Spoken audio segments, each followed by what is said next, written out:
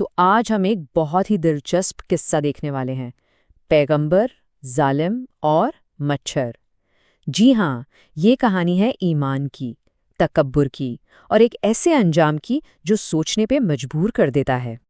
اور یہ قصہ ایک بہت بڑے سوال سے شروع ہوتا ہے کہ آخر ایک اکیلے انسان کا پختہ یقین ایک انتہائی طاقتور اور ظالم بادشاہ کو گھٹنوں پر کیسے لا سکتا ہے۔ چلیں اس حیرت انگیز ٹکراؤ کی گہرائی میں اترتے ہیں اور اسے سمجھنے کی کوشش کرتے ہیں۔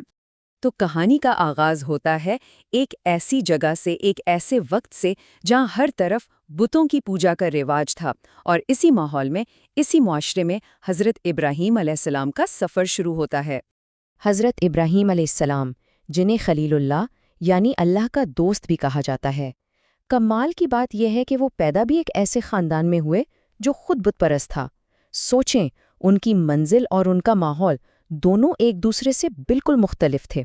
جہاں ان کے ارد گرد ہر کوئی جھکے ہوئے سروں سے بتوں کی پوجا کر رہا تھا، وہیں ایک شخص تھا جو سچائی کی تلاش میں اپنا سر اٹھا کر آسمانوں کی طرف دیکھ رہا تھا، کائنات کے رازوں پر غور کر رہا تھا۔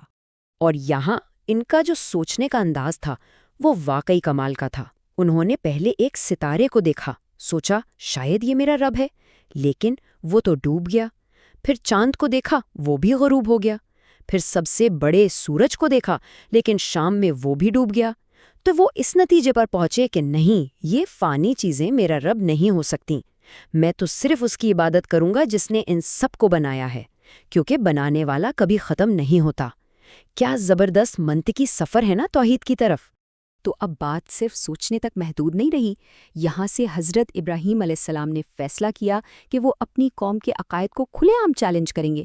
یہ ان کا پہلا بہت بڑا اور فیصلہ کن قدم تھا۔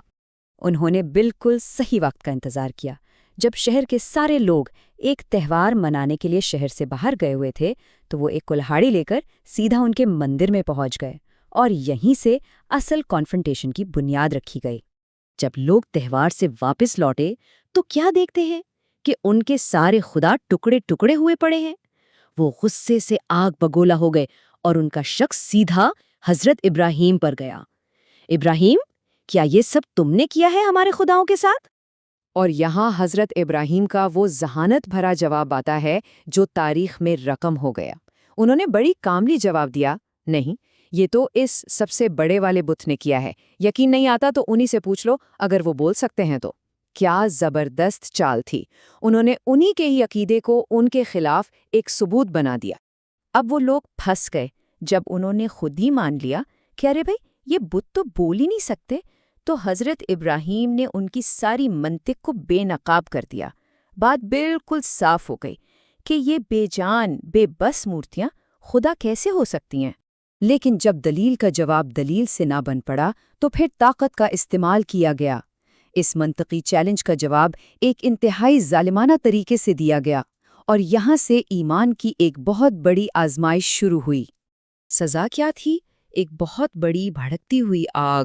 آگ اتنی زیادہ اور اتنی شدید تھی کہ کوئی اس کے قریب بھی نہیں جا سکتا تھا۔ حضرت ابراہیم کو اس آگ میں پھینکنے کے لیے ایک منجنیق یعنی کیٹاپلٹ کا انتظام کرنا پڑا۔ لیکن جیسے ہی انہیں آگ کے شعلوں میں پھینکا گیا، ایک الہی حکم آیا۔ اللہ نے آگ سے کہا، اے آگ، ابراہیم کے لیے ٹھنڈی اور سلامتی والی بن جا۔ اور یہ اس بات کا کھلا ثبوت تھا کہ بادشاہ کی طاقت سے بھی بڑی ایک طاقت موجود ہے۔ اور سب کی حیرت کی انتہا نہ رہی جب وہ آگ ایک ٹھنڈے باغ میں بدل گئی۔ پورے 40 دن، جی ہاں، 40 دن تک حضرت ابراہیم اس میں بالکل محفوظ رہے۔ یہ معجزہ کتنا بڑا تھا، اس کا اندازہ اس بات سے لگایا جا سکتا ہے۔ آگ والا معجزہ تو ہو گیا۔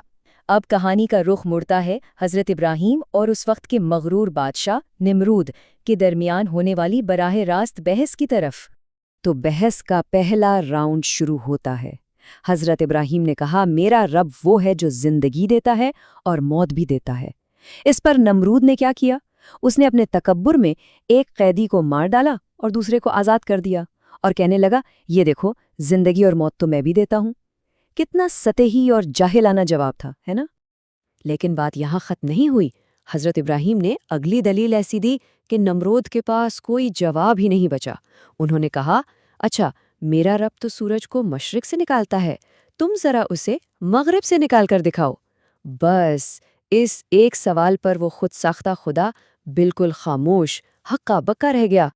دلیل میں ہارنے کے بعد نمرود کا تکبر اور بھی بڑھ گیا اور یہی غرور اسے اس کی آخری اور سب سے ذلت آمیز تباہی کی طرف لے گیا۔ جب عقل سے ہار گیا تو نمرود نے طاقت دکھانے کی ٹھانی۔ اس نے غصے میں آ کر ابراہیم کے خدا کو چیلنج کر دیا کہ ٹھیک ہے، اگر تمہارا خدا ہے تو اسے کہو میرے مقابلے میں اپنی فوج بھیجے۔ اور پھر خدا کی فوج آئی، لیکن یہ وہ فوج نہیں تھی جس کا کوئی تصور کر سکتا تھا۔ یہ فوج تھی مچھروں کی۔ مچھروں کا ایک اتنا بڑا لشکر کہ آسمان پر بادل کی طرح چھا گیا اور سورج کی روشنی تک کو روک دیا۔